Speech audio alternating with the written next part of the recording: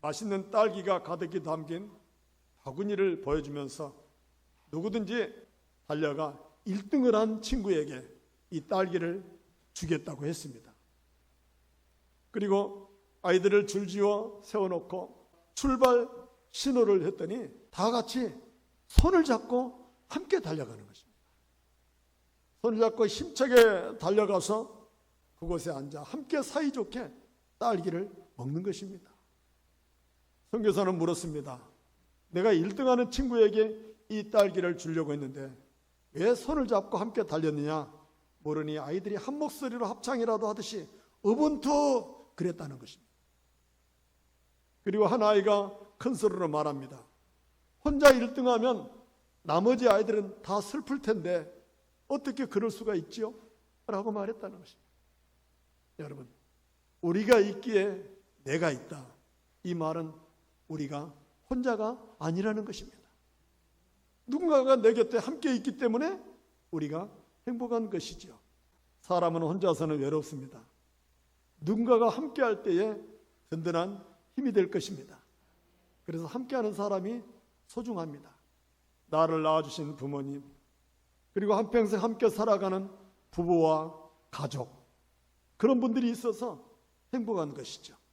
그러나 여러분, 자식도 없고 남편도 없고 아내도 부모도 없다고 하여 서글퍼할 것은 또 없습니다. 왜? 저와 여러분에게는 영원히 함께 하시는 하나님이 계십니다. 할렐루야.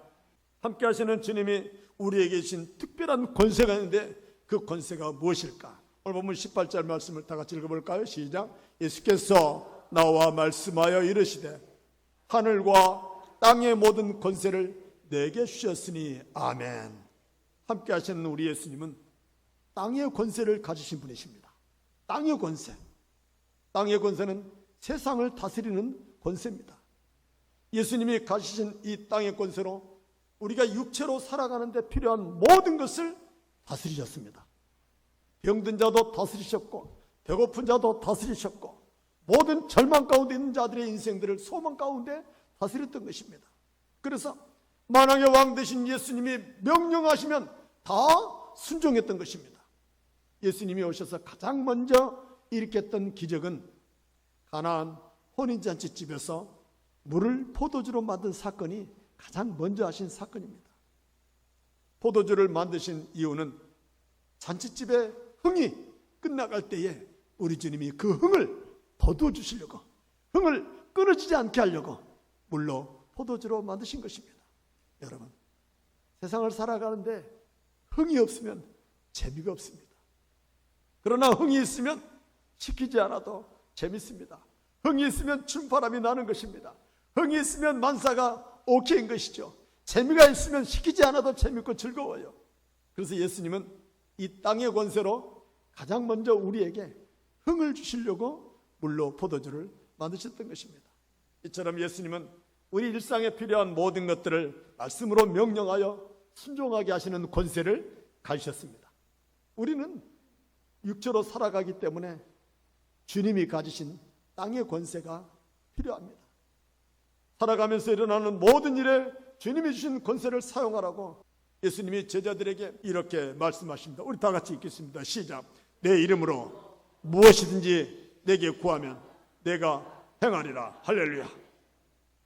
땅의 권세를 가지시고 예수님의 이름으로 구하면 행하겠다고 말씀하십니다. 무엇이든입니다. 다 합니다. 안 되는 것이 없습니다. 다 됩니다. 한 번은 예수님이 제자들과 함께 갈릴리 바다를 건너가실 때에 갑자기 불어닥치는 풍랑으로 인하여 죽을 고비에 이르렀습니다. 그때 제자들이 예수님을 깨우면서 소리를 지릅니다. 선생님, 우리가 죽게 된 것을 돌보지 않으십니까? 하면서 외칩니다. 여러분, 우리가 살아가는 삶 속에서도 주님께 간절히 외치며 기도할 때가 있죠. 하나님, 하나님, 어째 나를 이렇게 비참하게 놔두십니까? 왜 하필이면 접니까? 하나님이 이대로 나를 죽게 놔두시렵니까? 하면서 하나님께 울부짖을 때가 있죠. 그런데 여러분, 이렇게 절망하는 제자들과 우리들을 향하여 주님은 말씀으로 명령하셨습니다. 제자들을 죽을 고비로 몰아넣는 이 풍랑과 바람과 바다를 향하여 주님이 잠잠하라, 고요하라 하시니 모든 바람이 그치고 풍랑이 잔잔해졌다는 것입니다. 여러분, 땅의 권세를 가진 예수님이 명령하니 모든 것이 순종하게 된 것이죠. 여러분, 이처럼 우리가 살아가면서 필요한 모든 것은 다 땅에 있습니다. 땅에 나는 것을 먹고 땅의 것을 가지고 살아갑니다. 그런데 예수님은 이 땅의 권세를 가지고 우리에게 말씀하십니다. 내가 너에게 이르노니 무엇을 먹을까 무엇을 마실까 몸을 위하여 무엇을 입을까 염려하지 말라. 공중의 새를 보라. 씹지도 않고 거두지도 않고 창고에 모아들지도 아니하되 하늘 아버지께서 기르시나니 너희는 이것들보다 귀하지 아니하냐. 땅의 권세를 가진 주님이 우리가 먹을 것 때문에 절망할 때 이렇게 말씀하신다는 것입니다. 뿐만 아니라 들의 백합화가 어떻게 자라는가 생각하여 보라. 오늘 있다가 내일 따궁에 던져지는 들불도 하나님이 이렇게 입히시거든 하물며 너일까 보냐. 너희가 악한 자라도 자식에게 좋은 것을 줄 줄 알거든 하물며 너희일까 보냐. 땅의 권세를 가신 주님께서 우리에게 이미 이 모든 것을 허락하신 줄 믿습니다. 그래서 염려하지 말라고 말씀하십니다. 너희가 나를 아버지로 믿을진데 내가 너희를 책임지지 못하겠냐라고 말씀하십니다. 땅의 권세를 가진 예수님께서 당신의 이름이면 불가능한 것도 가능하게 하겠다 하십니다. 당신의 이름이면 절망도 희망으로 바꿀 수 있다고 말씀하십니다. 왜? 예수의 이름에는 권세가 있기 때문에. 땅의 권세를 가진 그분의 이름으로 구할 때에 우리는 능히 감당해야 될 줄 믿습니다. 우리들도 이 땅의 권세를 가지고 하늘을 향해 명령하고 예수의 이름으로 선포하면 그 일이 이루어지게 될 줄 믿습니다. 제가 이번 주 화요일에 아내와 함께 전도를 하는데 얼마나 덥던지요.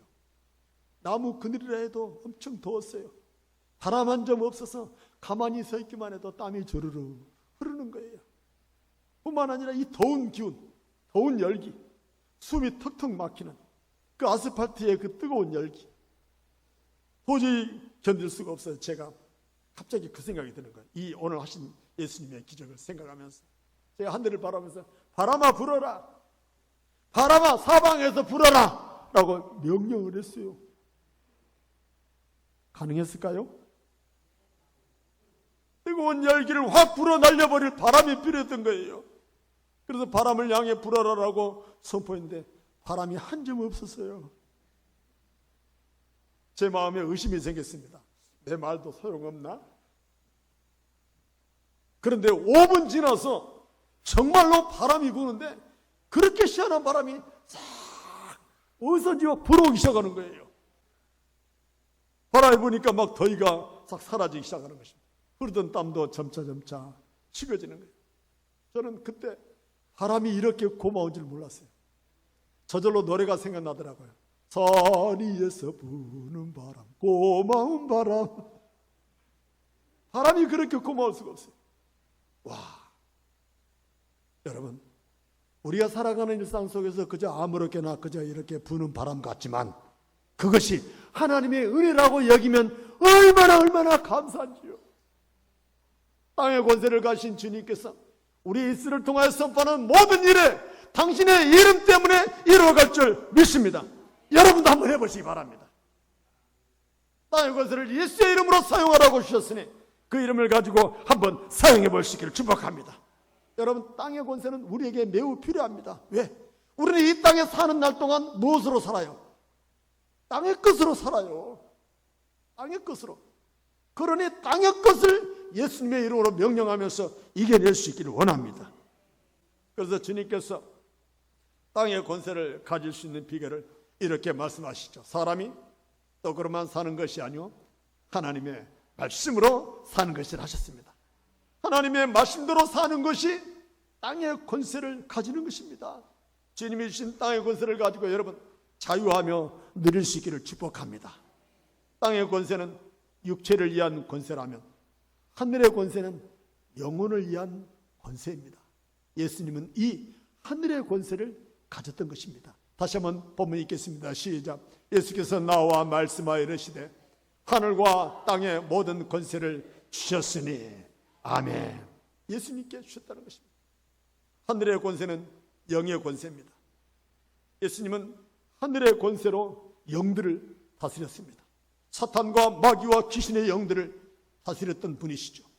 귀신을 명하여 즉시 나오라 하시면 귀신 들린 자가 꼬꾸라지며 거품을 내고 쓰러집니다. 그리고 잠시 후에 잠에서 깨어난 것처럼 부시부시 일어나 정신이 온전해지는 것입니다. 여러분, 예수님은 하늘의 권세를 가지고 마귀와 사탄의 권세를 멸하려고 이 땅에 오셨다고 요한일서 3장 8절에 이렇게 말씀하셔요. 하나님의 아들에 나타나신 것은 마귀의 일을 멸하려 하심이라. 마귀 권세를 멸하려고 주님이 오셨다는 것입니다. 성도의 영혼을 넘어뜨리고 절망하게 하는 마귀를 멸하려고 오셨던 것입니다. 여러분, 마귀 자녀들은 마귀가 건들지도 않습니다. 자기 자식인데 몰라 건들겠어요? 그냥 그렇게 살도록 놔둡니다. 그러나 하나님의 자녀는 마귀가 건듭니다. 찔벅질합니다. 끊임없이 어느 사자처럼 산길자를 두루다니며 찾아다니며 쫓아다니며 하나님의 자녀를 건들면서 믿음과 신앙의 길에서 떠나가도록, 예수 그리스도에게서 떠나가도록, 교회를 등지게 하도록 마귀가 우리를 미혹한다는 것입니다. 그런 마귀를 우리 주님이 멸하려고 이 땅에 오셨다는 것입니다. 예수님이 가지신 이 하늘 권세를 가지고 예수님의 제자들에게 예수께서 이르시되 그 12제자를 부르사 더러운 귀신을 쫓아내며 모든 병과 모든 약한 것을 고치는 권능을 주시니라. 할렐루야. 하늘 권세를 예수님의 제자들에게 임하신 것입니다. 제자들을 보내시면서 지옥 갈 영혼들을 구원해내라고 하십니다. 하늘 권세로 제자들의 명하니 귀신이 도망가고 병자들이 고쳐졌던 것입니다. 그러면서 예수님께서 제자들에게 누구를 만나든지 평안을 빌라 그렇게 말씀하십니다. 우리 한국 사람들의 인사는 뭐예요?